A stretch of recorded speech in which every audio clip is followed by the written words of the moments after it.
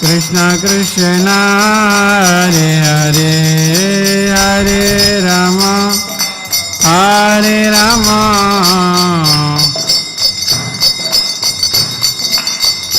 Hare Krishna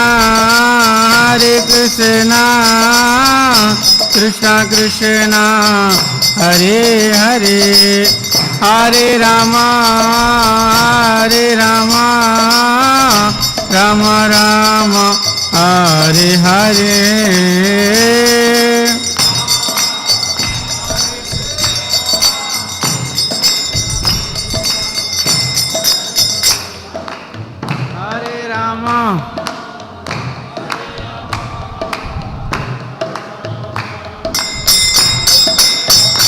Hare Krishna Krishna Krishna Hare Hare Hare Rama Rama Rama Hare Hare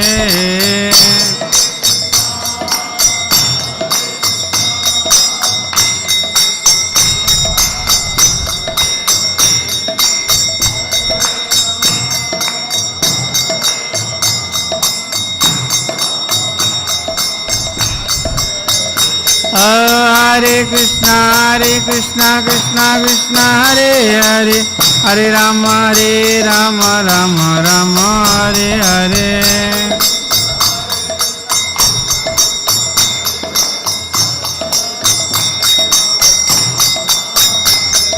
Hare Krishna Krishna Krishna Hare Hare Hare Rama Rama Rama Hare Hare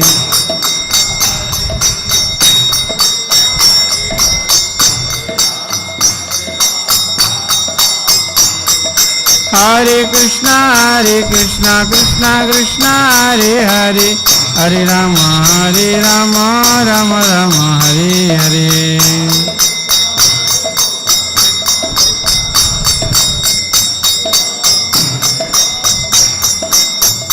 Hare Krishna Krishna Krishna Hare Hare Hare Rama Rama Rama Hare Hare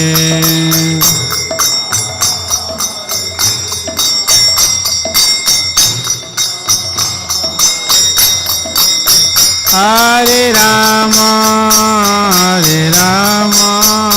Rama Rama Hare Krishna Krishna Krishna Hare Hare Hare Rama Rama Hare Hare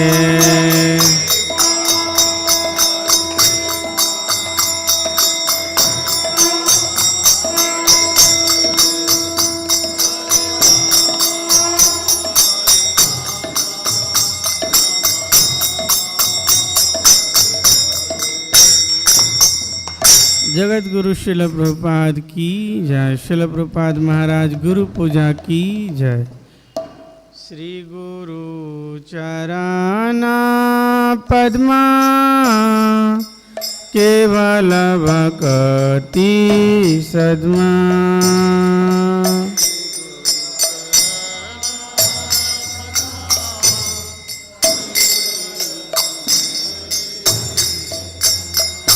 Shri गुरु चरण पद्मा केवल भक्ति सद्मा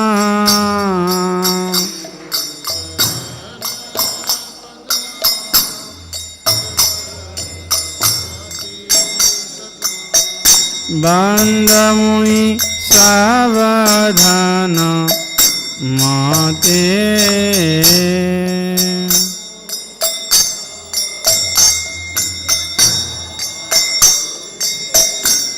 बंद मुनि सावधान माते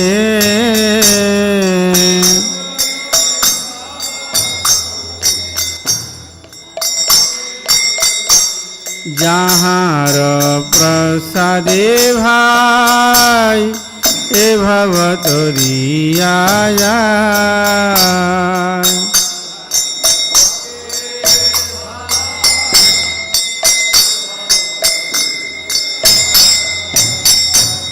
যাহার প্রসাদে ভাই এ ভব তরিয়া যায়।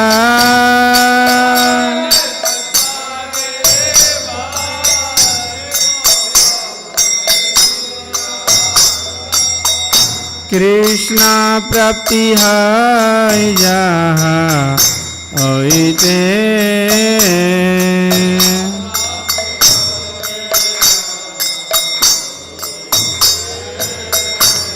কৃষ্ণ প্রাপ্তি হয় যাহা হইতে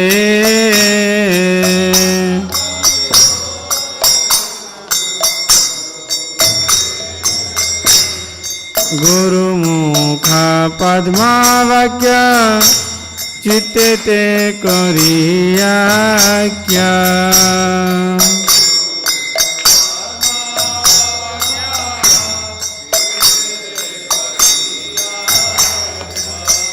গুরুমুখ পদ্মা বাক্য চিত্তে করিয়া ক্যা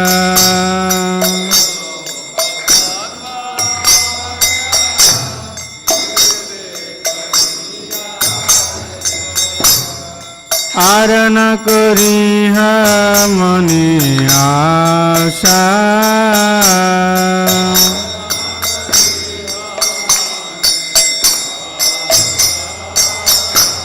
আর না করিয়া মনে আশা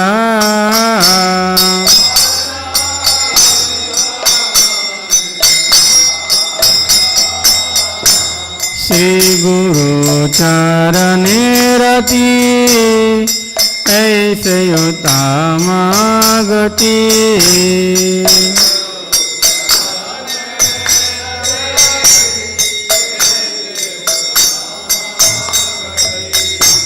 श्री गुरु चरणे रति ऐसे उत्तम गति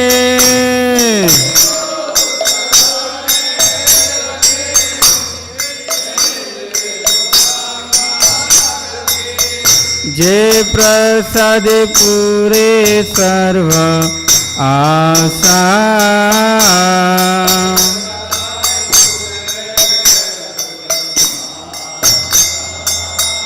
जे प्रसाद पूरे सर्व आशा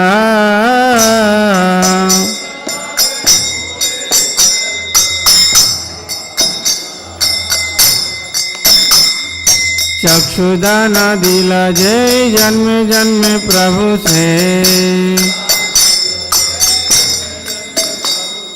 चक्षुदान दिला जय जन्म जन्म प्रभु से दिव्य ज्ञान हृदय प्रकाशिता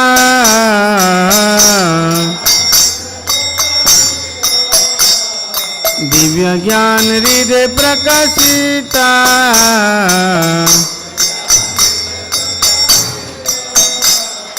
प्रेम भक्ति जहाँ हईते अविद्या विनाशयते प्रेम भक्ति जहाँ हईते अविद्या विनाशयते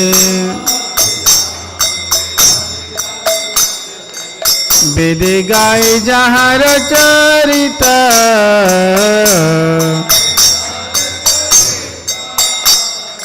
वेदे गाय जहाँ चरिता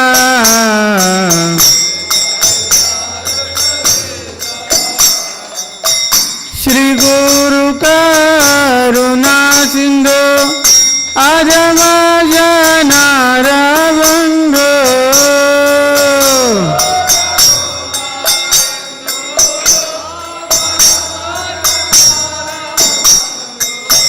श्री गुरु करुणा सिंधु आजम जनार बंधु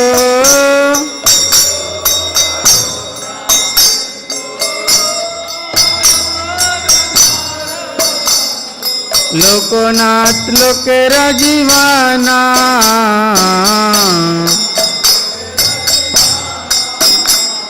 लोकनाथ लोकेर जीवाना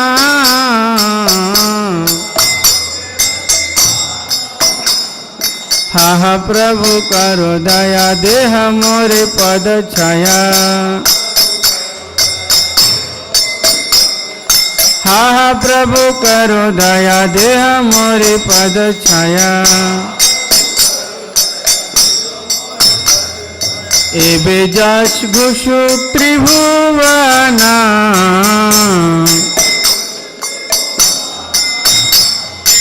एबे जश घुषु त्रिभुवना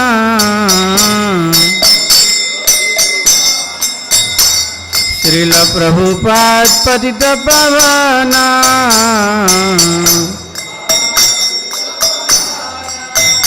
श्रील प्रभुपाद पतित पावना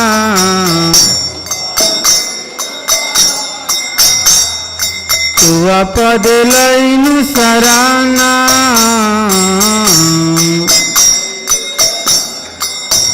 जय प्रभुपाद प्रभुपाद प्रभुपाद श्रील प्रभुपाद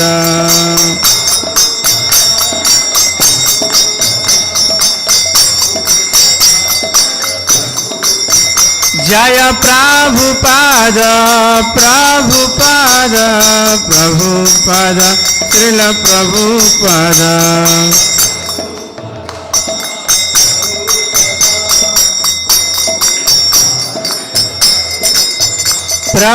प्रभुपाद प्रभुपाद प्रभुपाद श्रील प्रभुपाद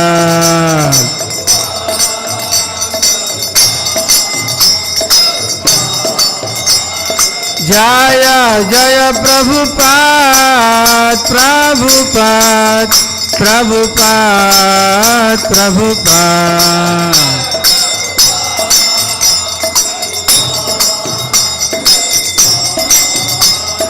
जय प्रभुपाद जय प्रभुपाद प्रभुपाद जय प्रभुपाद जय श्रील प्रभुपाद नमो विष्णुपदाय कृष्ण कृष्णाय भूतले श्रीमते भक्ति वेदांत स्वामीति नामिने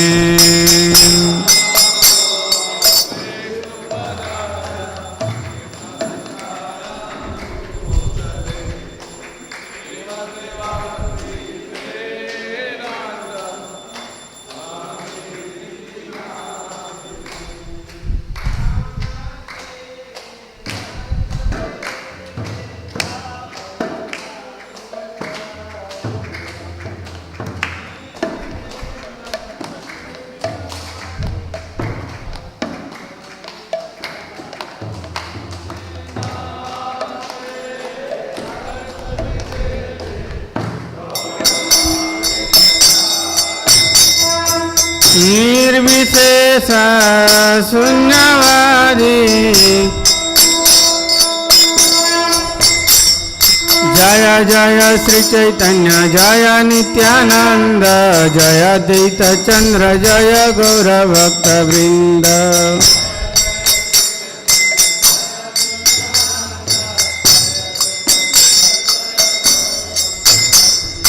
जय जय श्री चैतन्य जय नित्यानंद जय अद्वैत चंद्र जय गौर भक्त वृंद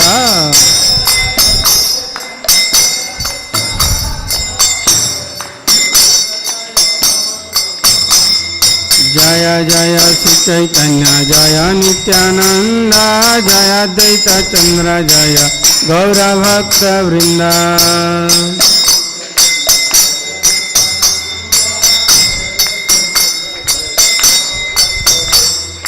हरे कृष्णा कृष्ण कृष्ण हरे हरे हरे राम राम राम हरे हरे। प्रभुपाद।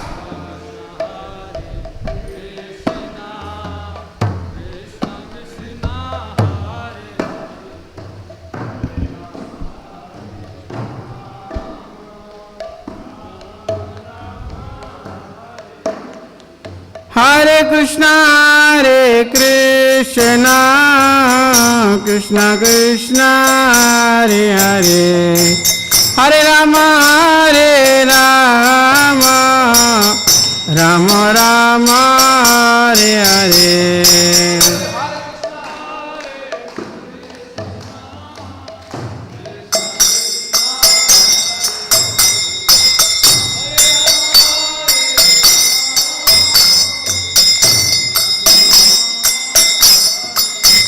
हरिहराय नमः, कृष्ण यादवाय नमः,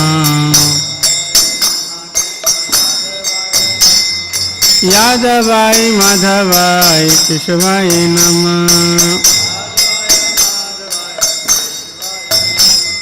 गोपाल गोविंद राम श्री मधुसूदन, गिरिधारी गोपीनाथ मदन मोहन। श्री चैतन्य नित्यानंद श्री अद्वैत सीता, हरि गुरु वैष्णव भागवत गीता। श्री रूप श्री सनातन भट्ट रघुनाथ, श्री जीव गोपाल भट्ट दास रघुनाथ। ऐ गोसाई करी चरण वंदना, जहाँ हईते विघ्न नाश अभीष्ट पुराण। ऐ गोसाई जार मुई तार दास, पासवार पद रेणु मोर पंचग्रास। तादेर चरण से विभक्त सनिवास,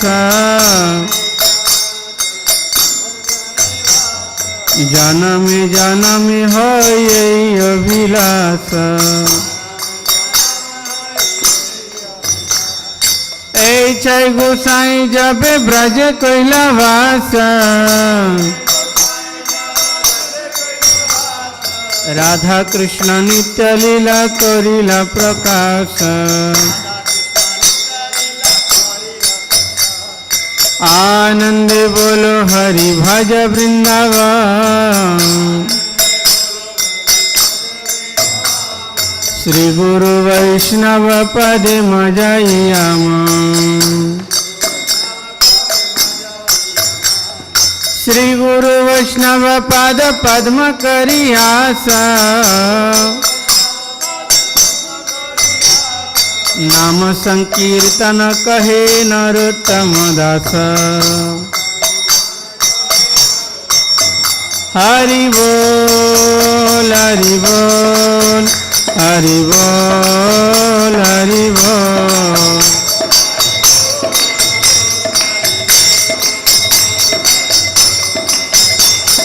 नीताई गौर हरि बोल हरि बोल हरि बोल हरि बोल।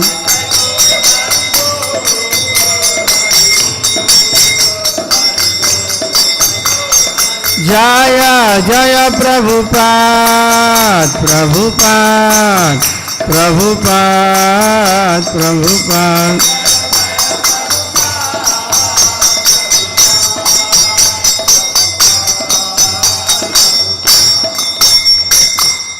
निताई गौर सीतानाथ प्रेमानंदे हरि हरि बोल।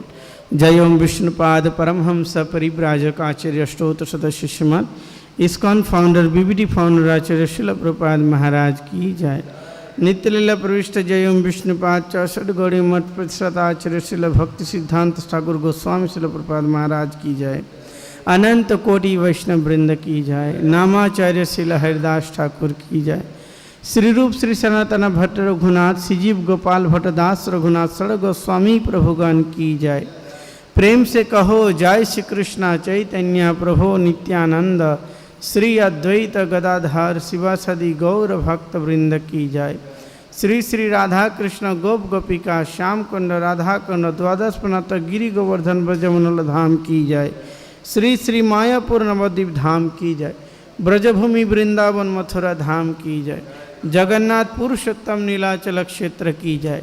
भुवन मंगल हरिनाम संकीर्तन की जय। हरे कृष्ण महामंत्र की जय। श्री श्री राधा गोविंद जीव की जय। श्री श्री सीताराम लक्ष्मण भक्त हनुमान की जय। श्री श्री पंचदत्त भगवान की जय। शुभ श्रृंगार दर्शनार्थी कीर्तन की जय।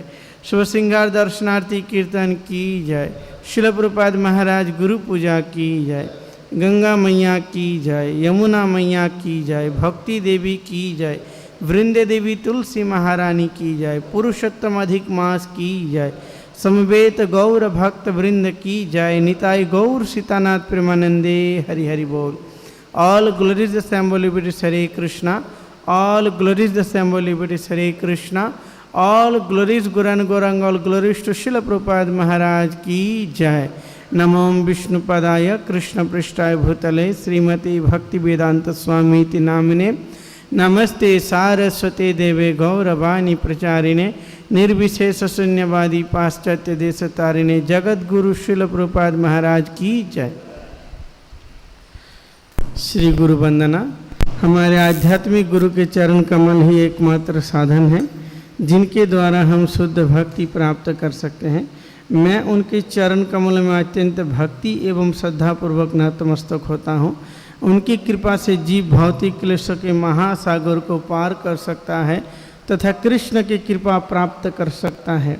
मेरी एकमात्र इच्छा है कि उनके मुख कमल से निकले हुए शब्दों द्वारा अपनी चेतना को शुद्ध करूं।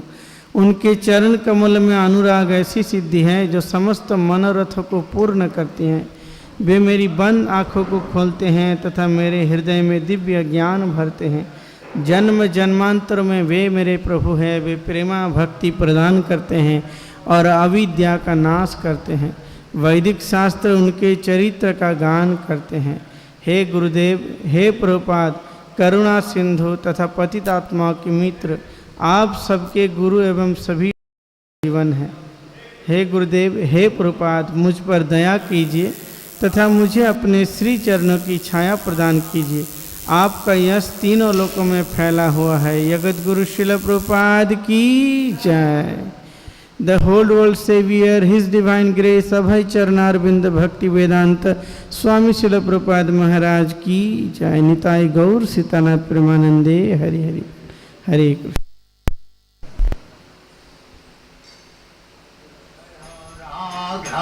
माधव पुण्य बिहारी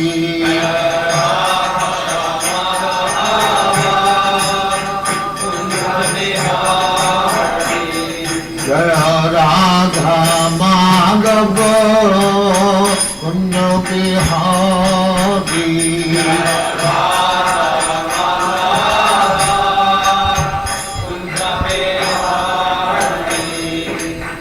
यशोदानंदन ब्रजजन रंजन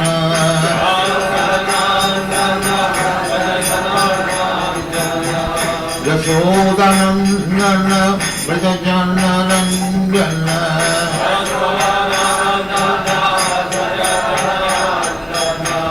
यमुना तीर बनचारी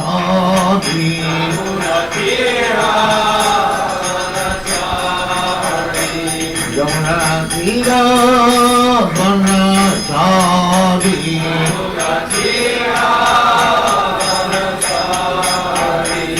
जय राधा माधव पुण्य बिहारी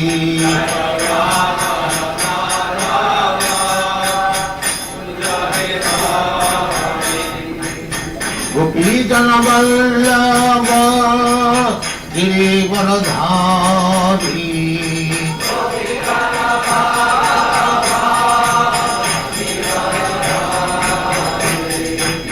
गोपी जन वल्लभ गिरिवरधारी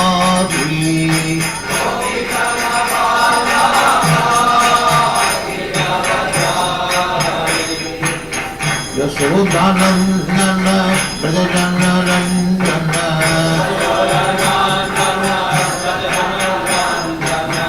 यशोदानंदन ब्रजजन रंजन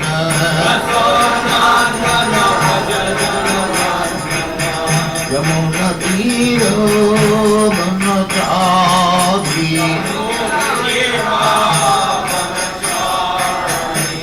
यमुना तीर बनचारी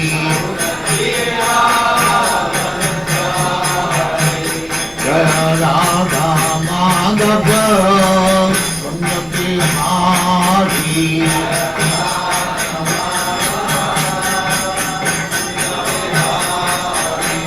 जय राधा माधव कुंज बिहारी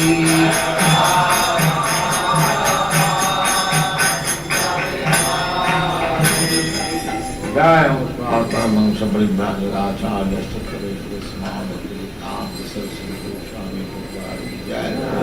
अनंत कोटि वैष्णव की जय रामाचार्य श्री हरिदास ठाकुर की जय दीन सुख हो Shri Krishna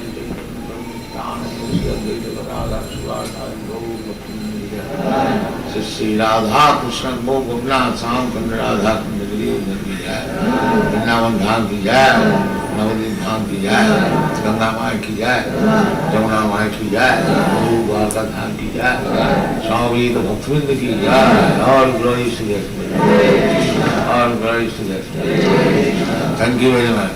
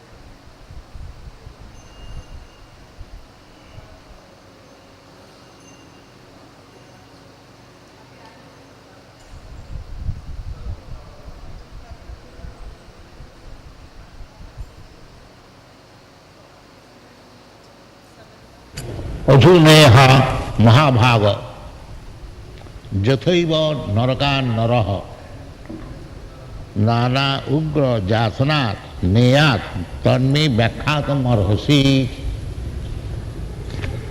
This is from Srimad Bhagavatam, 6th chapter. This is our latest publication, Srimad Bhagavatam. Therefore, I am taking advantage of this publication to present before you.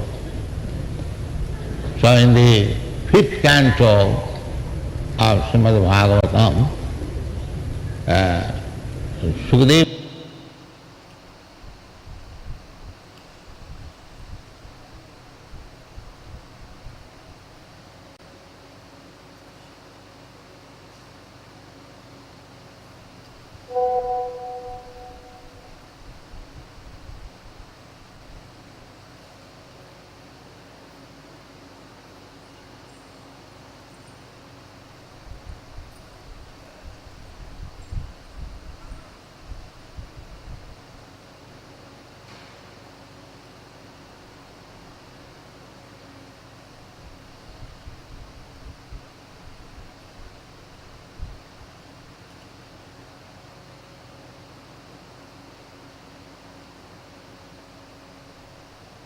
ॐ नमो भगवते वासुदेवाय. ॐ नमो भगवते वासुदेवाय.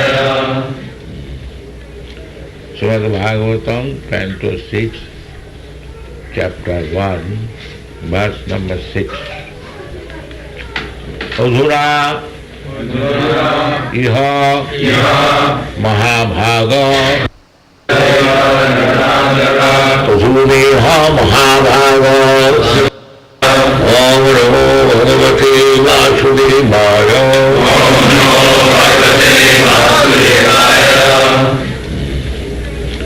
𝒍𝒑 Canto 6, Chapter 1, Verse number 6. Adhura iha mahabhaga Adhuneha mahabhaga Yatha eva narakat nara yathaiva narakat nara yathaiva narakat nara yathaiva narakat nara Adhuneha mahabhaga yathaiva narakat nara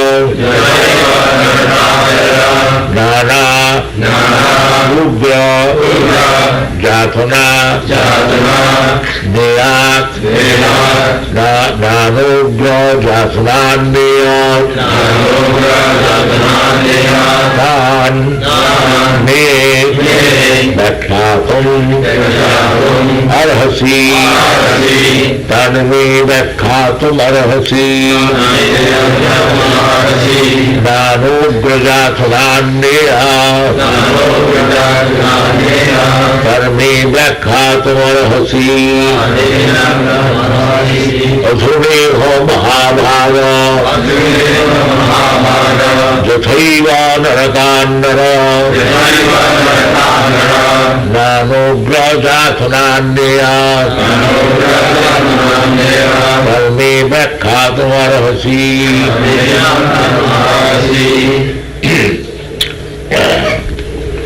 Adhuna, right now, Mahabhaga is the most fortunate. Parikshit Maharaj is addressed as Mahabhaga. Maha means great, and Bhaga, the same Bhaga, from the word Bhaga, Bhaga. Bhagavan and Bhagavan, Mahabhaga, these terms are applicable to the very, very great fortunate opulent. Actually, Bhagavan, this word is applicable to Krishna. Therefore, in the Bhagavad Gita, you will find whenever Krishna is speaking, Vasudev has written, Sri Bhagavan was. Real Bhagavan is Krishna. Krishna Sri Bhagavan Swayam. Everyone has got little fortune, opulence, but nobody is comparable with Krishna. Therefore, in the Shastra it is said, Krishna Su Bhagavan Swayam. Real Bhagavan is Krishna. The supreme controller, Ishvara Parama Krishna, Satchidananda Vigraha. But if one has got little trigger of Krishna, he is called Bhagavan, not Bhagavan. Bhagavan, how so? The word is coming from the same Bhagav. I've several times explained, Bhagav means richness, Bhagav means influence, Bhagav means bodily strength, Bhagav means knowledge, Bhagav means beauty, and Bhagav means realization. Vaisajyasya samagrasya Bijasa, Jasasasya, and Bhava means reputation, fame. So these are the symptoms of Bhava. So Parikshit Maharaj, although nobody can be equal to Krishna, Bhagavan means Asamalbha. Nobody is equal to him, nobody is greater than him. That is Bhagavan. I am fortunate, you are fortunate, but we have got many equals and many greater than. But when you reach somebody where you find nobody is equal to him and nobody is greater than him, that is your Bhagavan. This is a logical conclusion with Bhagavan. Nowadays so many rascals they write Bhagavan. That is blasphemy. If Bhagavan likes, such person should be punished. But Bhagavan excuses. That is another thing. So Bhagavan is Krishna, Krishna to Bhagavan. Nobody should try to become equal to him. That is not possible. So here, Sukadeva Goswami is addressed as Mahabhaga. Maha means great and Bhaga means fortunate because he is very fortunate. He is describing Srimad Bhagavatam. They say again Bhagavatam, the same word Bhagavat comes. Bhagavat, Bhagavat, but this word is used when the meaning is Padre, Astathe Batu. Bhagavan, Bhagavan and Bhagavat. Bhagavat means one who has power to possess the Supreme Lord. He is called Bhagavat. There are two kinds of Bhagavat. One is Grantha Bhagavat and one is Person Bhagavat. A devotee is called Bhagavat, and the book in which the pastimes or characteristics of Bhagavan is described, that is called Bhagavat. So this is Srimad Bhagavat. Sri means beauty. Again, Bhagavat, Srimad. Sri means very beautiful. So every sloka you will find very, very beautiful. 5,000 years ago, these verses were written. There is no comparison. Nobody can write such verses even up to date. It was written by 𝒍𝒐, Bhagavad.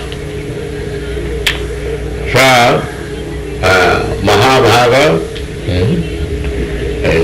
Jatha Eva Narakat Noro. In the sixth canto, in the fifth canto of Srimad Bhagavatam, there is description of the Hare's condition of life. According to there is punishment according to criminality. Similarly, there is punishment by nature's law according to impious life. There is punishment. People do not care for impious life. That is misfortune. No knowledge, impious or vicious activities are done out of ignorance. Just like a person commits some criminality without knowing the laws, government laws. Ordinary ordinarily, just like in your country, keep to the right.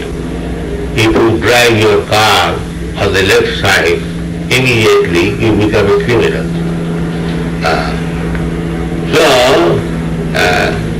In our country, the car is driven on the left side.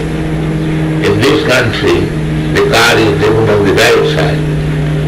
So if some Indian gentleman says that I am accustomed to drive on the left side, so what is wrong there?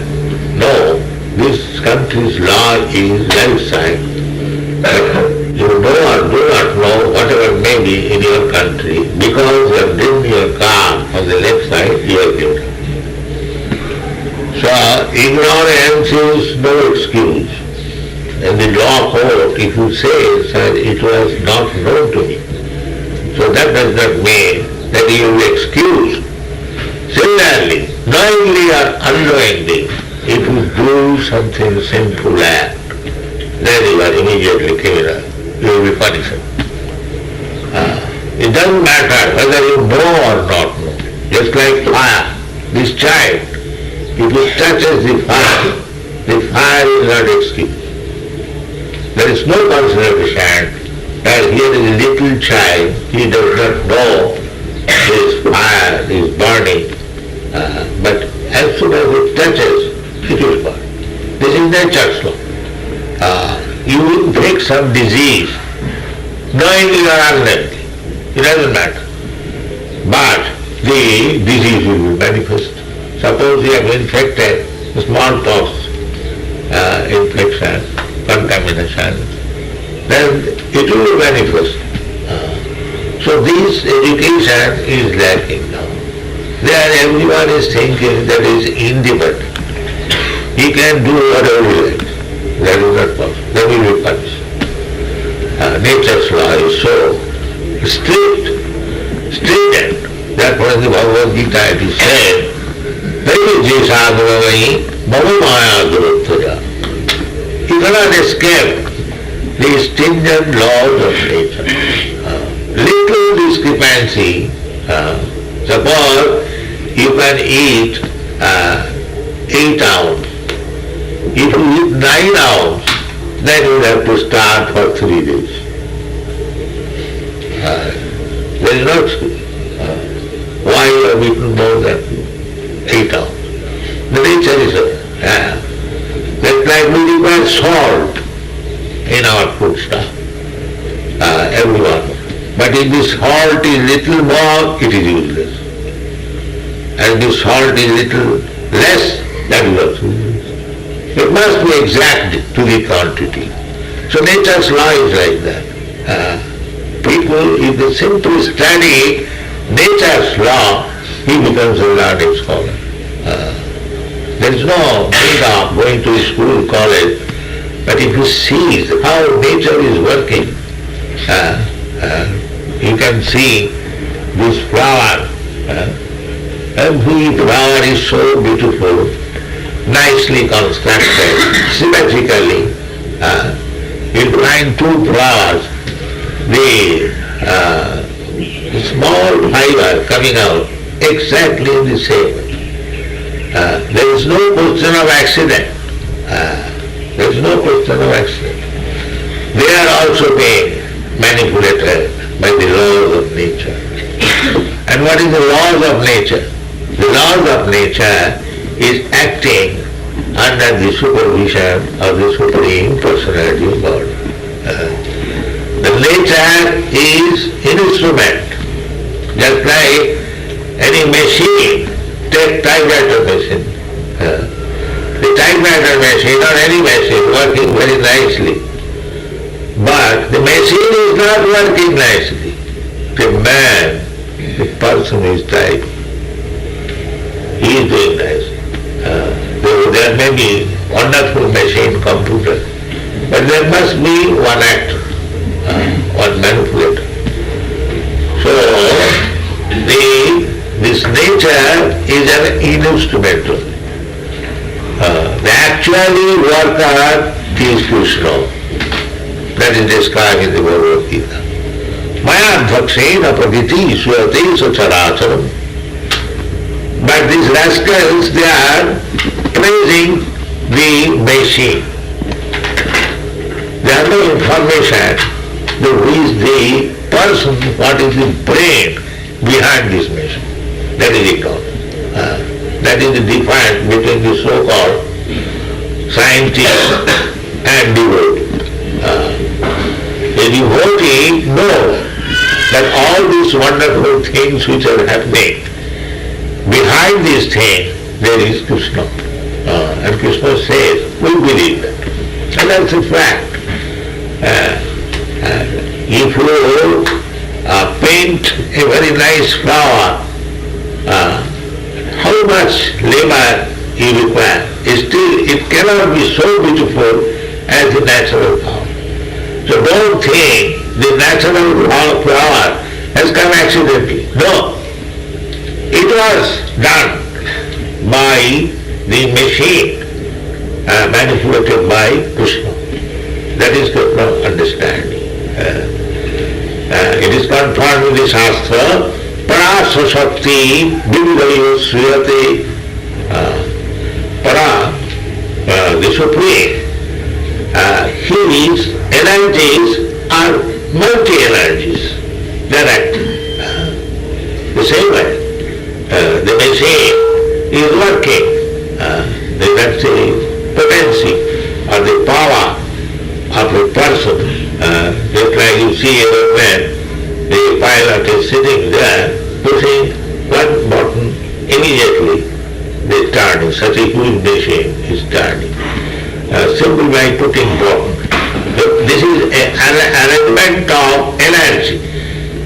Similarly, the whole material world is working by putting the button, pushing the button. Don't think it is going on automatically or accidentally. These are all rascals. There is hand in everywhere. So, we should always remember that if we commit some sinful activities, there is punishment. That has been described in the previous chapter, 5th canto, that of Parikshit Maharaj, that is Vaishnava. Parikshit Maharaj is Vaishnava.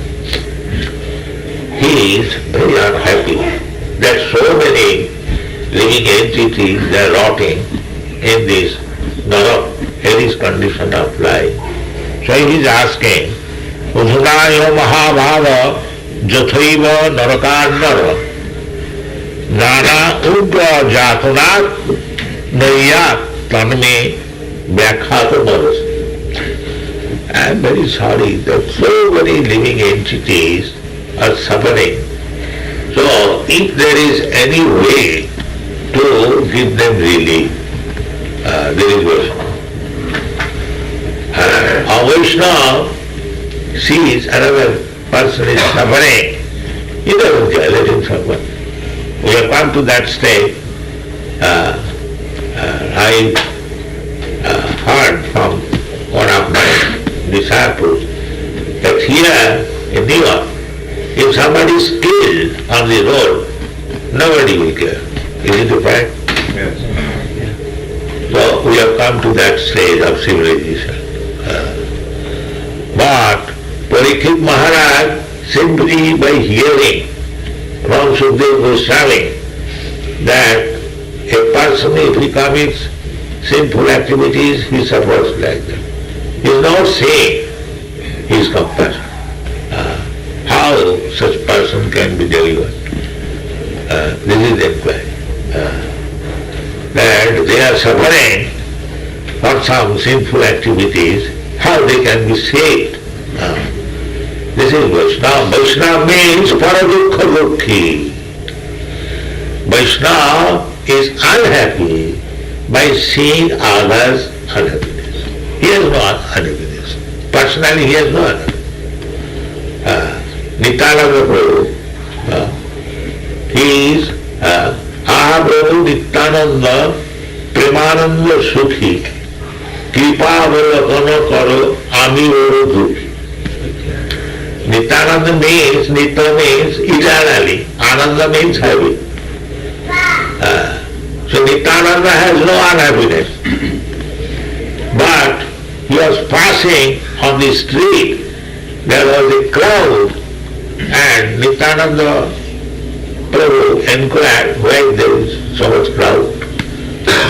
So somebody informed that there are two brothers, Jagai and Malai, and they are very fallen souls, although they are born in Brahmin family, very nice, rich family, but being addicted to drinking and prostitution, they have become now rogues, thieves. Listen, now they are disturbing the whole neighborhood. So, Nityananda Guru considered, so these two brothers are so fallen, so why not deliver them first? This is Nityananda. My Lord, Nityananda Guru considered Mahaprabhu as his master. So my master's name will be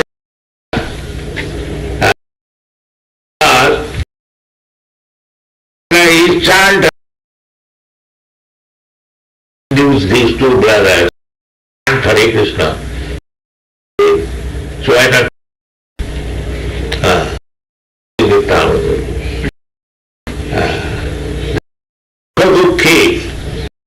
is happy personally, but that is suffer very, very sick.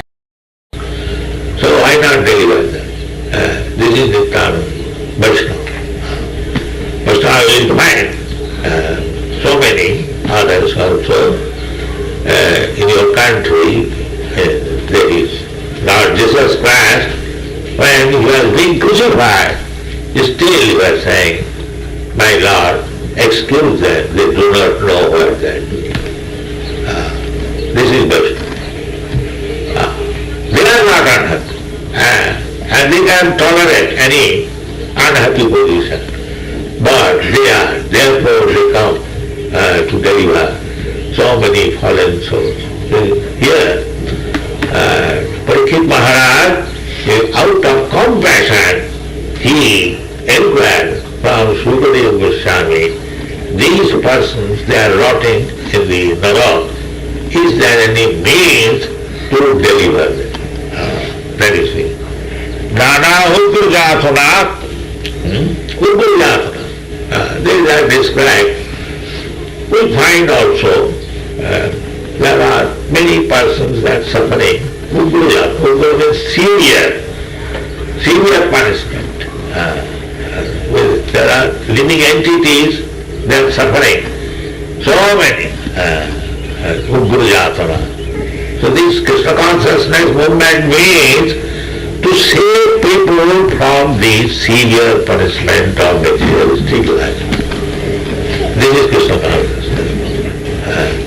Chaitanya Mahaprabhu's movement, Krishna's movement is to save. Jada jadahi dharmasya glani bhavati bharat tadatmanam srijamaham. Krishna says, Krishna is very compassionate.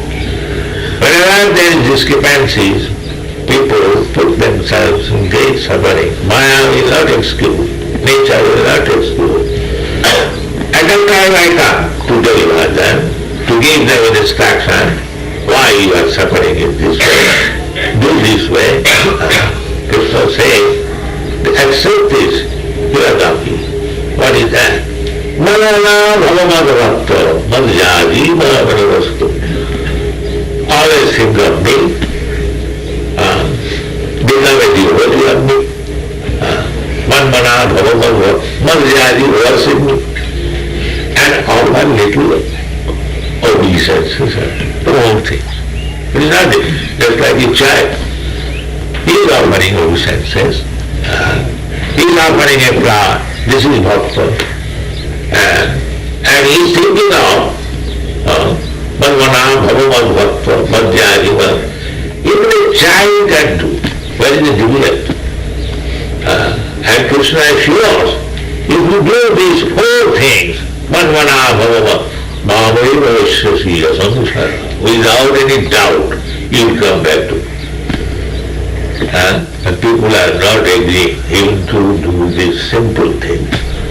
Still, the Krishna consciousness movement is there to teach people how to become devotee and save from the greatest sufferings of daily condition of life. Thank you very much.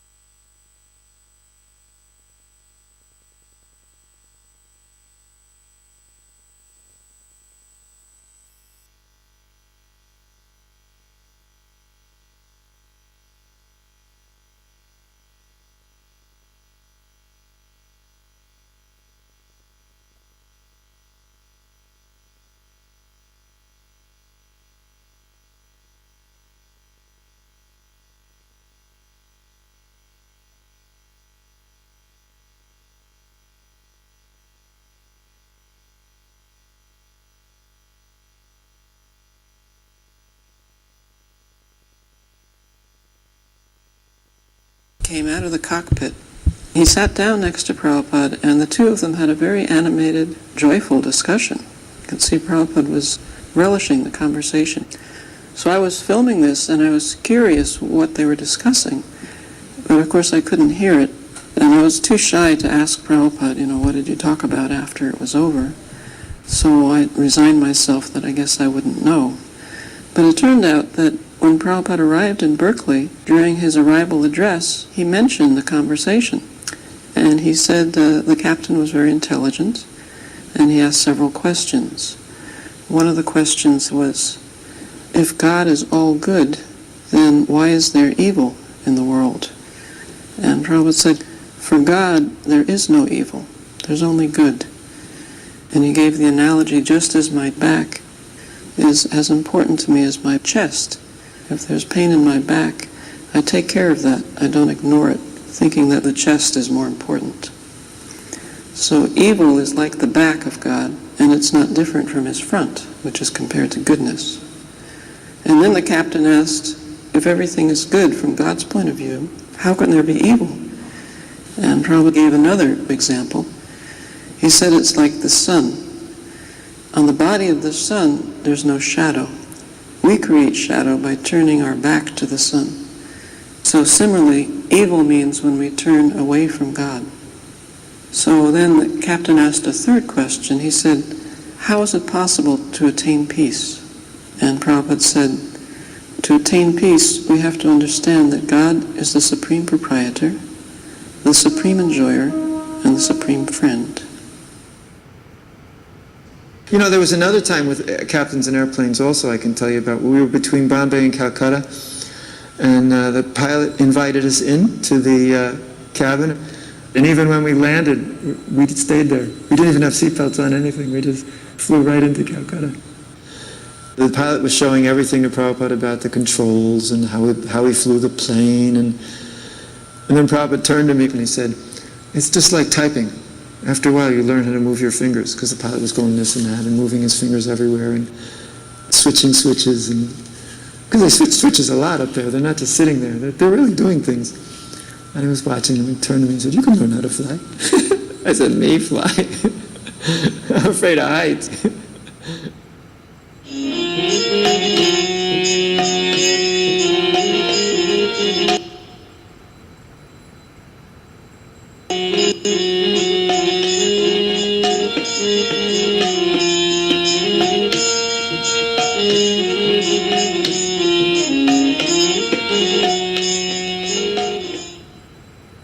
I had attended the University of California here at Berkeley in the early 60s. And I remember there's so much anxiety with student rebellions and riots, and the drug scene was exploding at the time. And most students, including myself, were just dissatisfied and bewildered. Regularly, students were committing suicide by jumping off the clock tower we see in the background. When Srila Prabhupada was informed about this, his response put my whole university experience into perspective. And he told the story of the Himalayas giving birth. So many people gathered at a cave at the base of these huge mountains and then waited for days. And finally the mountains rumbled and the people only saw some rats run out of the cave. Everyone laughed, and then Bahulasva told Prabhupada that I had graduated from this university. And Brahmananda said, "Oh, poor Yadabara." And I stepped forward and said, "Yes, Srila Prabhupada, I am one of those rats." I joined the Los Angeles Temple in 1975. And the day that I joined, they put seemed like about 100 devotees on the back of a flatbed truck covered with a tarp. And we all drove to San Francisco for Arati Yatra. I was new bhakta. I wasn't shaved up yet. I had long hair and a beard. I didn't really know much at all. So we were engaged helping to set up the festival, and we slept under the stage, the main stage. And the next day in the morning, we drove over to the Berkeley Temple for greeting of the deities, and Prabhupada came out around that same time, and all the devotees just paid their obeisances. And remember the first time I saw Srila Prabhupada, when he came out, it was just, I guess a lot of devotees have said this, but it was really like the room just lit up from his presence, although he was pretty slight in stature. But just this amazing effulgence came from him, and I remember thinking, boy, this person is really powerful. And then I thought, I hope he's good, because anyone with that kind of potency, it'd be pretty scary if he wasn't. Of course, I found out he was more than good later on. I'm sitting in the temple room, Prabhupada's sitting in the Vyasasana, he's being interviewed by the news media. The question is, what will happen to your movement when you die? Before the words were out of his mouth, it was so lightning quick, Prabhupada was saying, "I will never die." Right back at the guy. And we're like, and then Prabhupada explained himself, "I will live forever in my books." This was in the middle of the Inconceivable Marathon, so Rama had arranged that the BBT staff, they're on a special bus that arrives right before the Rath Yatra and takes off right after.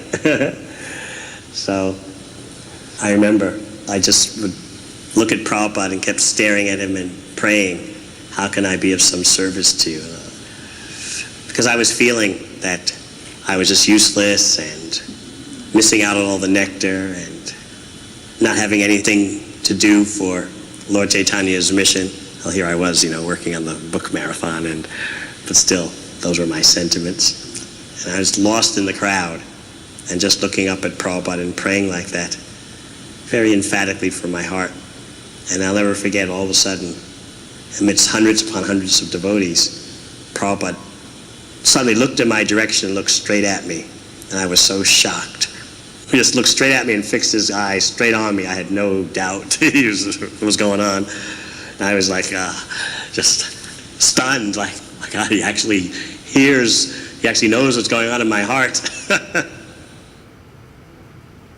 Jayananda had said these wheels of the chariots are all wearing out, and they're dangerous, and they're too big, and they're too heavy, and we need to replace them.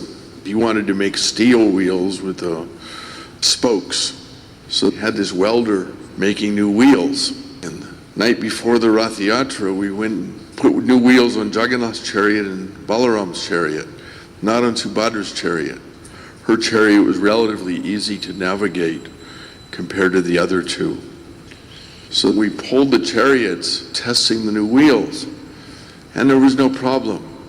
The next morning, of course, the parade starts, and as soon as we started pulling the chariots, these new wheels collapsed. Instead of being round, they became octagons. Between each spoke, steel collapsed. So the chariots were bouncing, and I was horrified because the vibration was so intense. Fortunately, Srila Prabhupada was on Subhadra's cart. But what was remarkable is that I had written Srila Prabhupada and told him that we were making new wheels. And he had written me back and said, the old wheels are fine. Don't change anything. This is your American disease. But by the time he'd gotten the letter, the old wheels had already been thrown away and the new wheels were done. So Jayananda reassured me, he said, no, there's no problem. But then it was like Prabhupada's words had to be fulfilled. So as soon as that parade started, the new wheels collapsed. And I could hear Prabhupada's voice say, stick with the old way. The other thing that I remember is, upon arrival at the festival site, Radha Ballabha, who was in charge of the production at that point, brought Prabhupada a stack of books which had just been printed, because this was during the Inconceivable Marathon, so some books had already started to come out. And Prabhupada took those books, and I'll just never forget what I saw. He was on the stage, seated on his Vyasasana, and I was down below, seated on the grass. And I saw Prabhupada just light up like the moon in the sky upon getting those books in his hand, and I'll never forget that. Then I remember him lecturing, and I remember him saying, I've given this example so many times. You water the tree at the root, all the branches blossom. You put the food in the mouth, the whole body's energized. I remember at that moment, I finally caught it. It finally dawned on me, the utter simplicity yet profundity of Krishna consciousness and bhakti yoga. Simply by satisfying Krishna, all purposes are fulfilled.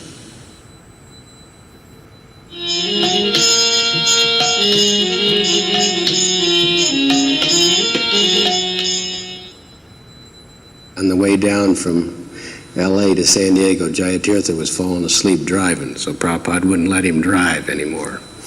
So Jayatirtha got me to drive him a 1 hour drive, but of course in those days, none of us slept much.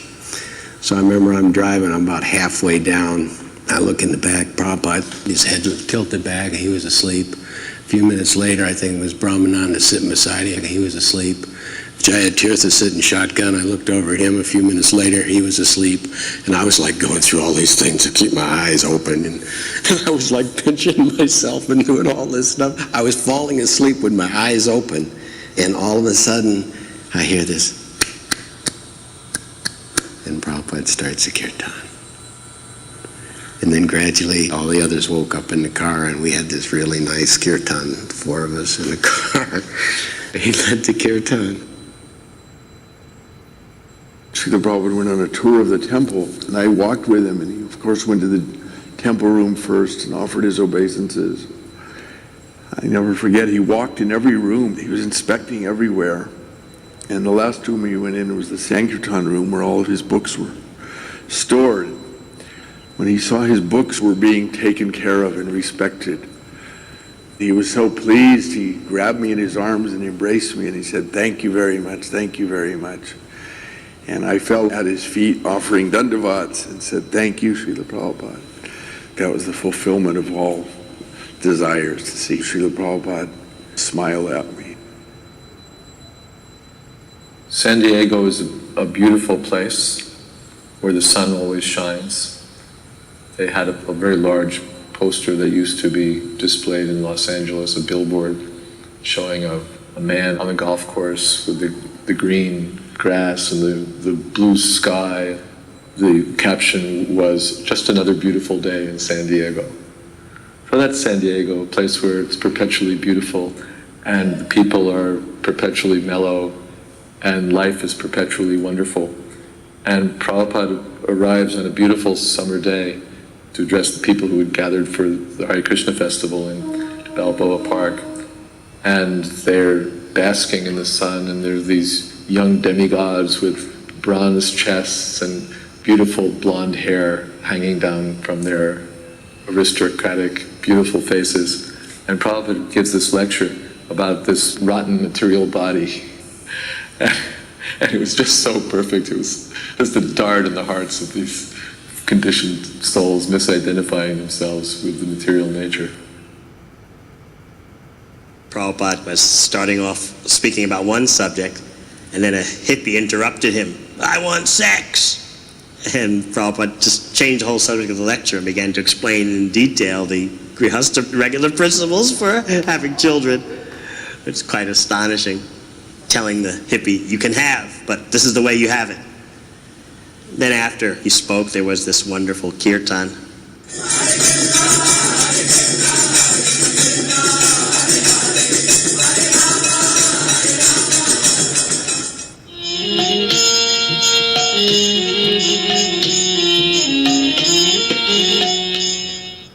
There's Govardhan. He's the temple president. And I'd actually just taken initiation in June, so this is like a month later. I was actually here when Prabhupada came in, but I'm not here because I'm out at the curb with the car. And we had a nice white Lincoln Continental that we got from Ford Motor Company. We filled it with marigolds. I mean, it was just chock-a-block full with marigolds. And then when Srila Prabhupada came out, I offered my obeisances to him and held the door open, and he gave me a nice pat on the shoulder. I always remember that, and got in, and we took off for the temple. I was Srila Prabhupada's driver for his whole visit in Detroit. When you drive from the airport into the city, you pass Ford Motor Company. It's on both sides of the road as you're coming in, and there's actually this big tire that's been there for years. It came from the World's Fair, I think. In 1964, they had a World's Fair, and they had a Goodyear exhibit. So they brought this huge tire. So we're passing this big, huge tire, and Prabhupada says, Srila Prabhupada had a great sense of humor. He said, "Oh, this is the presiding deity of Detroit." And we drove a little farther, and here's the car here. There I am. So we drove a little farther, and we passed Ford Motor Company on the left, and on the right, world headquarters, Ford Motor Company, it said. So Brahmananda said, "Is this where you work?" And Prabhupada said, in his very deep voice, he said, "No, he is the proprietor." So we all had a good laugh at that. And then we proceeded on to the temple. We were still at the temple on Jefferson. Temple on Jefferson is in a historic neighborhood, Indian Village it's called. And we would go out to Belle Isle to go for a morning walk. It's a park near the temple on Jefferson, so we would go out there and park and then walk around. And it was my job to find the proper route. And no matter what route I ever came up with, we'd always run into a bunch of rowdy people or something. It was just, because it's a city park, so the caliber of people in there were not so great. There'd be some people that had been there all night, coming rolling out of the bushes. But Prabhupada was very merciful, and I think he enjoyed walking there. The devotees had built Prabhupada a palanquin because the temple room was on the 3rd floor. So they had built a palanquin to carry Prabhupada up to the top. And he took one look at it and waved his hand and said, no, because it didn't look very, very safe. We would come back to the temple room for greeting of the deities. There's 𝒍𝒍𝒂𝒚𝒔.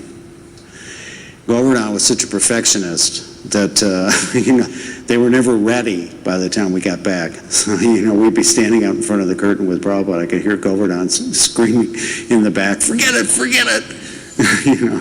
Just get the curtain open on time.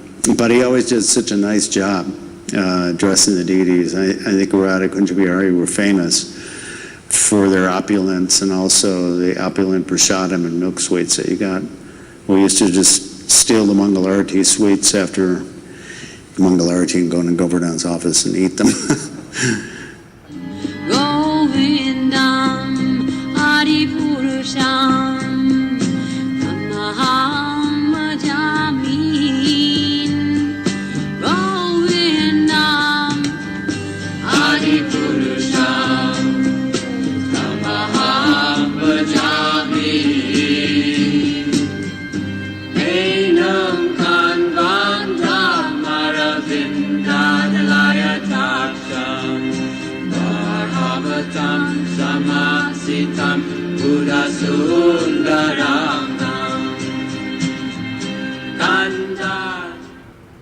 Prabhupada came to greet the deities, and he sat on the Vyasasana, and nobody was doing Guru Puja.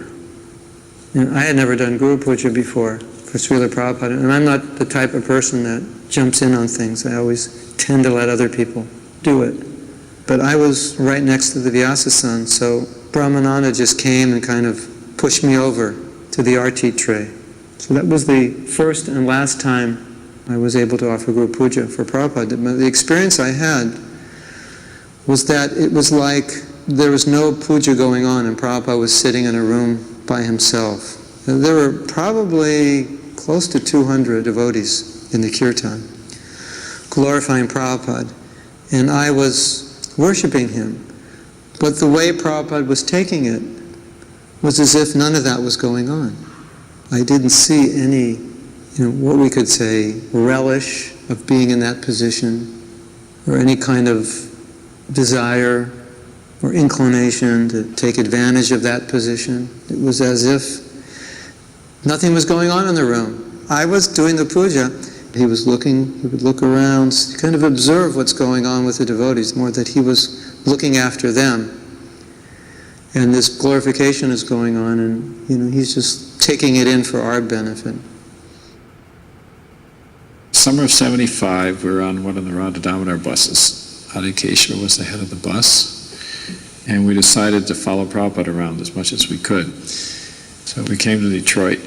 The temple room was up in the attic. We converted the attic to a temple. Avi Ram, myself, some other devotees. Nobody knew how to do drywall taping at the time. So we put all this drywall up, and when we were trying to figure out what to do, a young man showed up.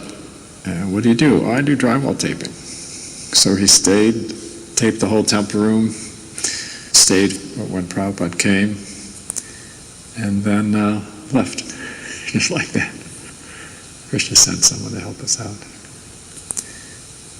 Some gentleman had come to see Prabhupada, and he was someone who knew all the big auto barons and the history of Detroit, and he discussed that with Prabhupada. And he seemed to be very happy just to meet, a great personality like Prabhupada. Prabhupada didn't preach to him, just listened to what he said. It's very cordial. I was sitting in the room, brahmachari, and I thought Prabhupada was supposed to preach to everybody. But Prabhupada didn't preach to him at all. Prabhupada was just very nice and cordial, listened, asked a few questions. And I realized later that Prabhupada was a good judge of time and circumstance. This person wasn't into anything about spiritual life. He just liked to meet great people, famous people. And he came and met Prabhupada, the most famous person. We did some programs also at the University of Michigan. Because I was a driver, I wanted to get Prabhupada as close to the door as I could. So one time I drove through these bushes and over the grass and everything to get Srila Prabhupada to the door of the auditorium. Brahmananda was sitting in the back. He's saying, "You can't do that just because you're for it." And I said, "No, it's not because of that." I said, "Because I have Prabhupada in the back seat. I feel I can bend the rules a little bit to try to get him as close to the door as possible." Prabhupada was laughing. He thought it was funny. But we had some nice programs at University of Michigan. And Prabhupada was just on his world tour. But at the same time, we were getting ready to buy a new temple, and Govardhan had gone out and scouted around and had found what is now the Bhaktivedanta Cultural Center, this historic mansion, the Fisher Mansion, which was in this very, very dilapidated part of town. East Jefferson, it's called. And it was, you know, ghetto and just horrible. But the property itself was quite nice, and it was being sold. So we took Srila Prabhupada over there. The man who owned it owned an alarm company, so he had rigged the whole house up to test his alarms, and he had dogs and carpeting, and it was really moochy, you know. So I was not all that impressed because it was dark and oppressive, and it was just like scary. It was a scary place. And, you know, I was not all that impressed by it. But we walked into the ballroom that Mr. Fisher used to have his parties in. And at the far end of the ballroom were 3 arches behind which the orchestra used to sit to play for the people when they came to the dance. So Srila Prabhupada saw these 3 arches, and he said, "Oh, Krishna has made this house for us." So we walked around and looked at the mansion here, there. And, you know, Prabhupada asked what they were asking, and, you know, they were asking $350,000, and Srila Prabhupada said, just to us, not to the realtor, every room is worth $350,000. And then as we were walking out, Govardhan said, "How do you like this house, Srila Prabhupada?" And Prabhupada said, "Who would not like?" So Govardhan, I don't know why he said, well, Ambarish doesn't like it, because I had expressed some reservations about it. I was a new devotee, and I said, "Prabhupada, it's like Maya. When you're new, you think you know a lot more than you actually do."